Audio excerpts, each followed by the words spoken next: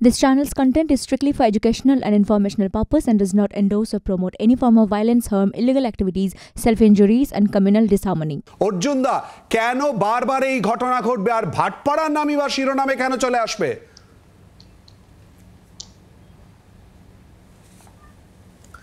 ভাটপাড়াকে আপনারা বেশি পছন্দ করেন, এই জন্যই নাম চলে আসছে। কিন্তু আপনি ভুলে যাচ্ছেন এক মাসের মধ্যে নৈহাটিতে দুটো খুন হলো। একটা ঋষি বঙ্কিম কলেজের সামনে তৃণমূলের একটা টিমকে পিটিয়ে মেরে দিল। আর পরশুদিন তৃণমূলের যে ওখানকার প্রধান আছে একটা গরিব মানুষকে পিটিয়ে মেরে দিল। এবার থাকলো ভাটপাড়ার কথা।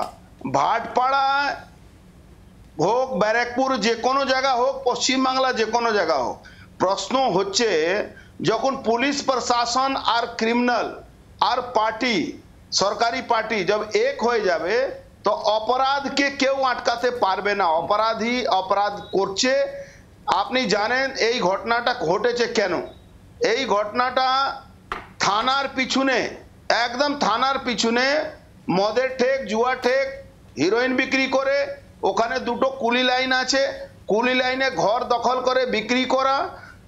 এই যে ছেলেটা যে খুন হলো আজকে, এই ছেলেটা একটু প্রতিবাদী ছেলে ছিল। আগে সিপিএম করতো, তারপরে তৃণমূল করছিল, একটু প্রতিবাদী ছেলে ছিল।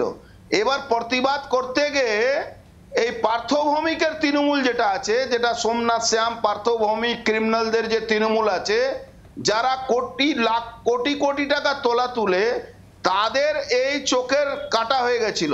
তার জন্য একে 2 বছর আগেও মারার চেষ্টা হয়েছিল। আবার আজকে ওকে মেরেই ফেলে দেওয়া হলো। একদম থানা থেকে 25 মিটারের দূরে, থানার বাউন্ডারি শেষ হচ্ছে 25। তৃণমূলের অবস্থা এমন আছে কি যারা সিপিএম থেকে তৃণমূলে এসেছিল তারা এখন তৃণমূলকে কবজা করে নিয়েছে। আর যারা তৃণমূল প্রকৃত আকারে করতো তারা প্রতিবাদ করলেই বা মার খাচ্ছে বা জেলে চলে যাচ্ছে। কারণ পুলিশ অর্জুনদা একটুখানি আটকাচ্ছি, আপনি সোমনাথ শ্যামের কথা বললেন, সঙ্গে পার্থভৌমিকের কথা।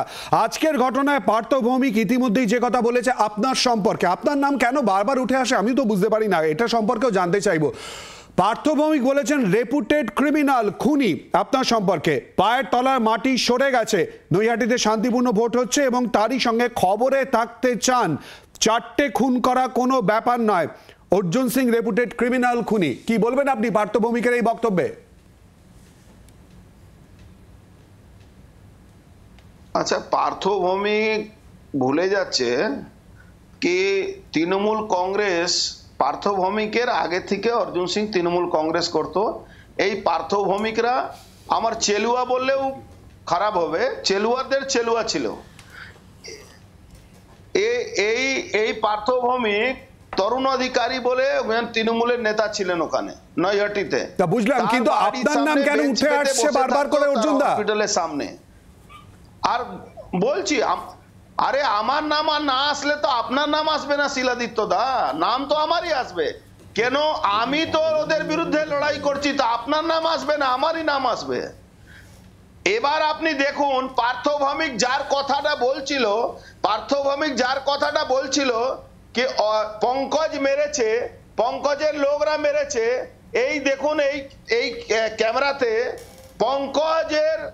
पंकजকে কেক খাওয়াচ্ছে এই সোমনাথ শ্যাম ওর জন্মদিনে। তাহলে पंकज কার লোক আছে এটা দেখে নিন। অর্জুন সিং এর নামে না বললে কার নামে বলবে? এখানে তো কারো একটা নামে বলতে হবে। আপনার সঙ্গে তো পার্থভৌমিকের ছবি ছিল এক সময়, এখন না হয় দূরত্ব নেই, পুলিশের ভূমিকা নেই। আরে আমার পার্থভৌমিকে তো আমি ক্রিমিনাল বলবো না, পার্থভৌমিক ক্রিমিনালের সর্দার বলতে পারি। কিন্তু পার্থভৌমিকের সঙ্গে এই যে আর নাম নিচ্ছে, যে লোকটার নাম নিচ্ছে পঙ্কজ, সে পঙ্কজকে কেক খাওয়াচ্ছে আর সেই পঙ্কজ নাকি জেল থেকে মার্ডার করিয়ে দিচ্ছে। অর্জুন দা আপনার নামটা কেন বারবার করে চলে আসে এই সমস্ত ঘটনায়? ভাটপাড়া হলেই অর্জুন সিং এর নাম ঘুরে ফিরে কেন চলে আসে? আচ্ছা, ভাটপাড়া হলে আপনি তাহলে অপমান করছেন। ব্যারাকপুরে পুরো বাংলাতে তৃণমূল কংগ্রেস কিছু হলে আমাদের নাম নেবেই, না নেবে ওদের তো চলবে না, ওদের দোকানদারিটা তো ওর উপরেই আছে। আজকে তৃণমূল কংগ্রেসের কাছে পুলিশ আর গুন্ডা বাদ দিয়ে কিছু নেই, তার নাম নিলে কি হবে? অর্জুন সিং যখন তৃণমূল কংগ্রেসে ছিল ভালো লোক ছিল, এখন খুব খারাপ লোক হয়ে গেছে। তো ক্ষমতা থাকলে অর্জুন সিংকে 1 সেকেন্ডের জন্য জেলে ঢুকিয়ে দেখান, 1 সেকেন্ডের জন্য, 1 সেকেন্ডের জন্য জেলে ঢুকাতে পারবে না। কেন? এরা ডাকাত গুন্ডামি করছে, আমরা প্রতিবাদ করি। পুলিশ আর গুন্ডাকে নিয়ে বাংলায় বেশি দিন চালাতে পারবে না।